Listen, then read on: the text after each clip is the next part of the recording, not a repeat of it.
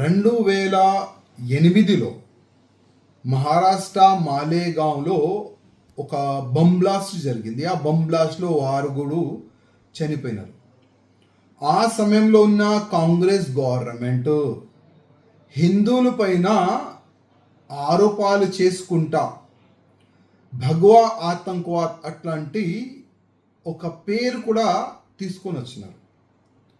అది కాకుండా సాధ్వి ప్రజ్ఞా సింగ్ ఠాకూర్కి, అదేవిధంగా కర్నల్ పురోహిత్ అట్లాంటి 7 మెంబర్స్ పైన కావాలని ముస్లిమోలకి హ్యాపీ చేయడానికి ముస్లిమ్స్ ఓట్ బ్యాంక్ రాజకీయం ఆడుకుంటా అప్పుడు హిందువుల పైననే కేసు బుక్ చేసి జైలుకి పంపించినారు.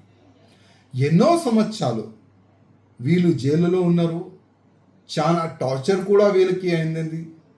అప్పుడు టార్చర్ చేసుకుంటా ఈ కేసు మీరే చేసినారు, ఈ బ్లాస్ట్ మీరే చేసినారు, మీరు ఒప్పుకోండి, మేము మీకు సపోర్ట్ చేస్తామని కూడా చాలా వరకు ఒత్తిడి కూడా తీసుకొని వచ్చినారు.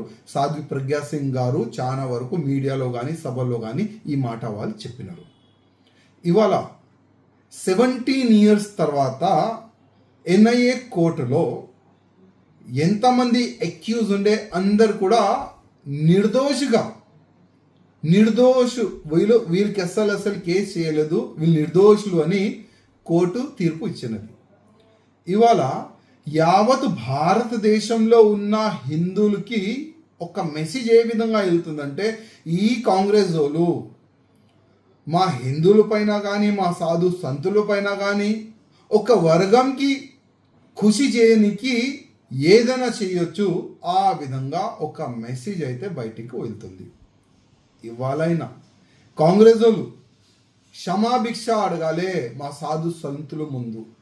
సాధ్వి ప్రజ్ఞా సింగ్ ఠాకూర్కి కానీ కర్నల్ పురోహిత్ ముందు తల వంచి మాతోని తప్పు అయింది అని కాంగ్రెస్ వాళ్ళు చెప్పాలని నేను కాంగ్రెస్ వాళ్ళకి ఒక మాట చెప్తున్నాను.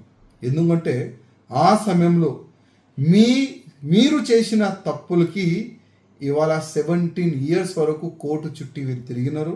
ఎన్నో సంవత్సరాలు జైల్లో కూడా వీళ్ళున్నారు. ఇప్పుడు మీ నిజం ముఖముంది కదా, ఇవాళ హిందువులు ముందు కూడా వస్తుంది. యావత్ భారతదేశంలో ఒక చర్చా ఇష్యూ అంటే అందరు కూడా మాట్లాడుకుంటున్నారు.